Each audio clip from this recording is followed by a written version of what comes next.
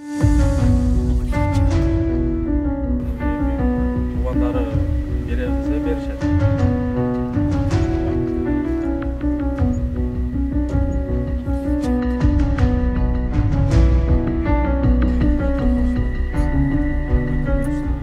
Мурас Ордо жаңы конушунун тургундары 13 жаштагы маркум баланын сөөгүн күтүп жатышат. Азырынча сотто экспертизанын жыйынтыгы чыга элек. Ошентсе да коңшу колоңдору, туугандары өспүрүмдү акыркы сапарга узатуу зыйнатына камынышууда. Ата-энеси болсо бир уулун жоготуп, бир уулун түрмөгө кыя албай, көз жаштары тыйылбай жатканы белгилүү болсо керек.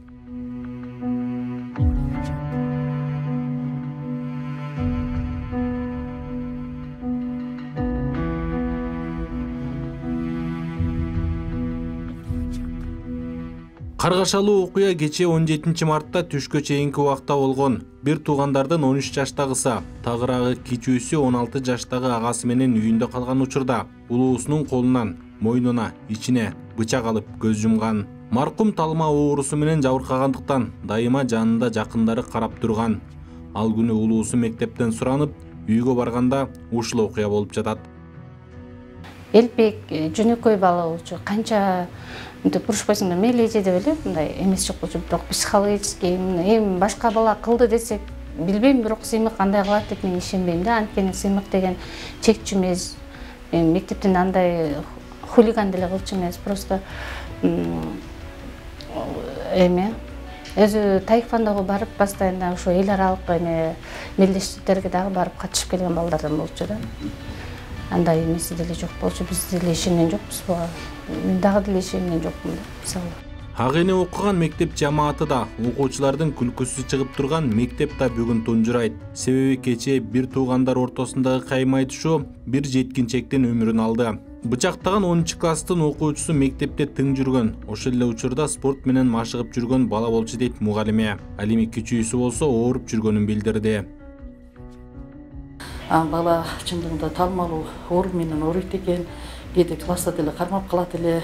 Өзүм такай көз салып отурчу элем, биринчи партага коюп отургузуп, ата-энеси аябай мага катуу дайындайт эле, эже ушундай бир оорусу бар, көз салып караңыз, сырт быртка чыкканда да караңызчы дегенде макул деп карап жүргөм.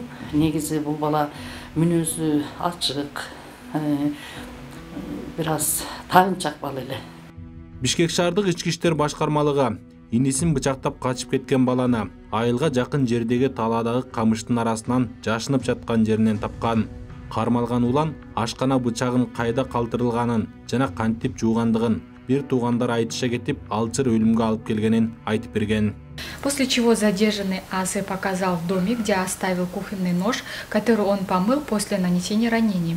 Также были получены сведения, что между братьями в ходе словесной перепалки возник конфликт, в результате которого старший брат А.С. нанес кухонным ножом ранение младшему брату А.М. Последний от полученных ранений скончался, не приходя в сознание.